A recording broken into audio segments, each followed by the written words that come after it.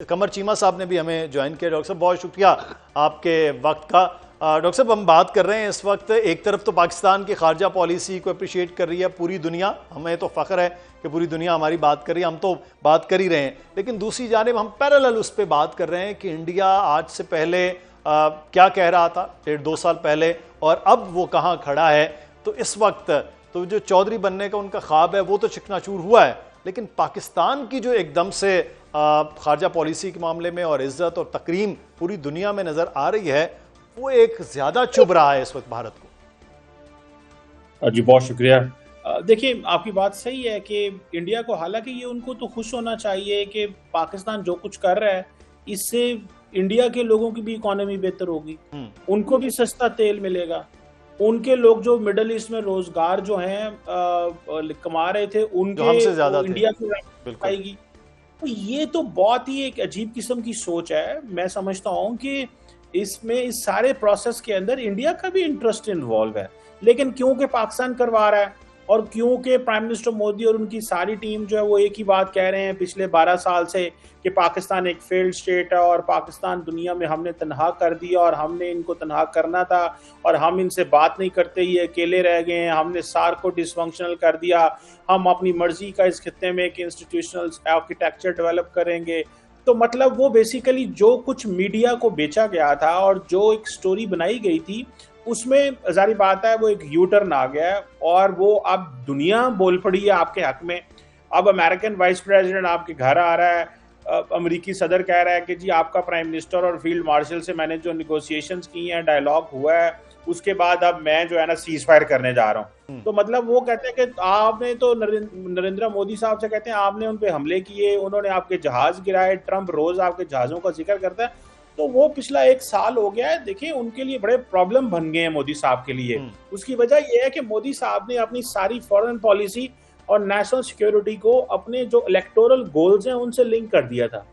तो वो जैसे ही राफेल लेंगे या S-400 लेते थे तो वो कहते थे जनाब देखो हमने कितना भारत का दिफा मजबूत कर दिया है, अब मुझे वोट दें। और मैं देखो मैं खुद भी फौजी हूँ, मैं चौकीदार हूँ। तो मुझे लगता है कि वो सारी चीजें स्टेप बाय स्टेप करके अब प्रॉब्लम क्या है, अब वो सारे मीडिया को उन सवालों के जवाब, बीजेपी तो खामोश बैठी हुई है। तो वो या डॉक्टर साहब हम कहेंगे कि फिर 9 मई के राफेल से लेकर यहाँ पे मुदस्सिर साहब, sorry if you allow me, मैंने इंटरजेक्ट करना है। मैं आपको वजीर आजम शहबाज शरीफ साहब की एक शिकायत भी करनी है। देखें एक अगर आप कता कलामी में अगर आप ब्रेक के लिए जो कहा जा रहा है मुझे बार बार, अगर आप यहीं से सुन ले मेरी बात, सुन ले पहले जी। देखें वजीर आजम हाउस में एक चाय वाला जो है ना वो बीमार हो गया कॉलरा से, मोदी को बुला ले यार वहां पे चाय पिलाने के लिए सारे डेलीगेट्स को, वो भी देख ले अपनी आंखों से उनको, उसका भी गम हल्का हो जाए, उसका भी गुस्सा कम हो जाए। पाकिस्तान को बुरा कह रहे हैं ये बेशरम लोग। 6.5 लाख रेस्टोरेंट्स इंडिया में बंद हो गए क्योंकि LPG नहीं आ रही कतर से। अब पाकिस्तान की वजह से स्ट्रेट ऑफ हॉर्मुज़ खुलेगी तो उनके चूल्हे जलेंगे। ठीक है, किस बात की साड़ निकाल रहे हैं हमारे ऊपर। बड़ी तवील और आपका मैं ये देख रहा था आपकी टीम ने, आपने भारत के हवाले से एक पूरा डाटा है जो हमारे साथ और आप अपने प्रोग्राम में भी जिक्र कर रहे होंगे, वो शाइनिंग इंडिया, वो पूरे इस खित्ते का चौधरी इंडिया जो फैसले करना था, आज वो बिल्कुल बेमानी नजर आ रहा है। आपको क्या लग रहा है कि आज तो भारत के अंदर भारत के जो अपने थिंक टैंक्स हैं, उनके अपने सहाफ़ी हैं, वो भी अब उस मोदी जो फ्रेम है उसको लान तान करते नजर आ रहे हैं?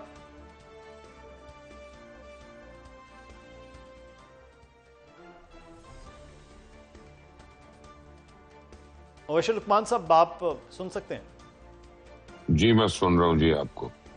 जी मुबश्शिर साहब, मैं आपसे ये जानना चाह रहा था, मैं आपके अपने प्रोग्राम में भी और एक बड़ी लंबे चौड़े जो आपने एक डिटेल्स और पूरी तफसील निकाली है भारत के हवाले से, भारत आज कहाँ है और जो पाकिस्तान को ज़ीरो कर रहे थे और पाकिस्तान आज कहाँ है, ये क्या वजूहात हुई हैं कि शाइनिंग इंडिया और शाइनिंग जो स्टार बनने का और चौधरी बनने का मामला था वो किधर गया?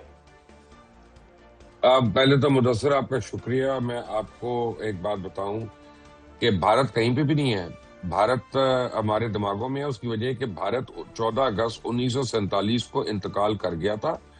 जो मुल्क जिसका आप हवाला दे रहे हैं वो हिंदुस्तान है, वो इंडिया है। सही, ठीक है ना, ये भारत कुछ भी नहीं है दुनिया में, ये झूठ और ढकोसले के ऊपर मबनी एक चीज है।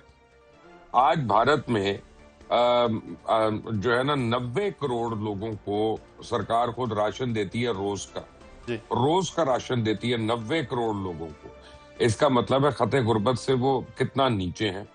उसके बाद आप देखें कि वहां पे 60 करोड़ लोगों के पास फंडामेंटल नीड यानी टॉयलेट नहीं है, और 20 करोड़ लोग जो हैं वो पब्लिक टॉयलेट इस्तेमाल करते हैं। यानियों के बाहर 5-5 टॉयलेट बने हुए हैं, वो सफाई हो ना हो बस उसी तरह इस्तेमाल होना, मर्द हो, औरत हो, बच्चे हो, बूढ़े हो, सबको उधर ही जाना है। ये भारत का हाल है जो 4th लार्जेस्ट इकोनॉमी बनती है दुनिया की। देखें उसके बाद आप ह्यूमन राइट्स की वायलेशन देख लें, कश्मीर के अंदर देख लें, खालिस्तान के अंदर देख लें, या चले पंजाब के अंदर देख लें। खालिस्तान मैंने कह दिया, उनको सीने पे सांप लौटेंगे। मणिपुर में ये पूरा कोट करेंगे कि आप खालिस्तान का लफ्ज़ करें ना, करें। उसकी वजह है कि इंशाल्लाह बन रहा है खालिस्तान। मैं आपको बता रहा हूँ, लिखा हुआ है, नविश्ता दीवार है, खालिस्तान बनने वाला है, मणिपुर आजाद होने वाला है।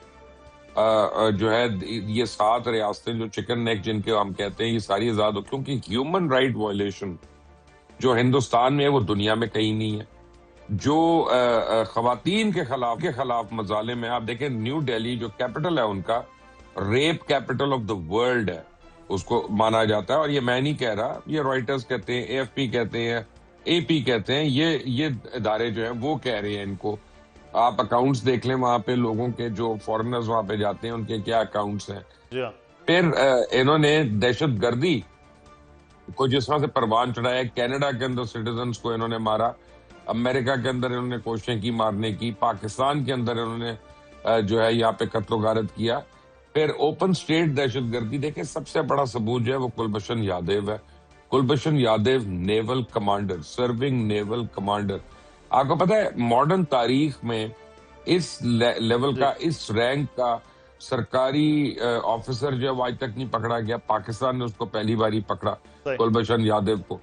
इनकी आप देखें, नेपाल के अंदर देख लें, श्रीलंका के अंदर देख लें, मालदीव्स के अंदर देख लें, बांग्लादेश, अब आप देखें बांग्लादेश ने भी इनको चपत मारनी शुरू कर दी है। बेसिकली इनका डिपोजिट जो है ना, $900 बिलियन का रिजर्व होना, वो 100 फैमिलीज के बीच में है। उन 100 फैमिलीज को आप अलग करते हैं तो $12 बिलियन रह जाता है अलग से बच के। अब वो आप 1 अरब 40 करोड़ लोगों के अंदर डिवाइड कर लें। ये जो फिगर्स देते हैं ना इकोनॉमी के, मुदस्सिर भाई, ये भी फज फिगर्स है, और मैं आपको बताता हूँ किस तरह से। ये हर साल आप इनका ग्रोथ पैटर्न देखें, आप इनके पिछले 5 साल के इकोनॉमिक सर्वेज और रिव्यूज उठा के देख लें। ये 8% ग्रोथ जो है वो हर जगह दिखा देते हैं, या 7% ग्रोथ जो है। अब वो महाराष्ट्र में तो समझ आती है, बॉम्बे में और पुणे में, या मे बी न्यू दिल्ली में, लेकिन वो राजस्थान में और आगे तमिलनाडु में और असम में, वो बिल्कुल असम में इन जगहों पे तो नहीं है। और वहां पे तो 90 करोड़ लोगों को सरकार अपने एडमिशन के मुताबिक राशन दे रही है। उनका भी ये 7% बढ़ा देते हैं पर कैपिटा करके, किसकी 2000 इनकम थी तो अब इसको 7% ऐड कर दो, इसको जो पिछले 10 साल से बढ़ाते जा रहे हैं। तो वो सारे फिगर्स जो हैं एक्चुअली वो कागजों के अंदर है। रियलिटी में ये है कि वो अपने अवाम को तो ट्रांसलेट नहीं हो रहे। कि आपको मैंने पानी और टॉयलेट की फैसिलिटी का बता रहा हूँ।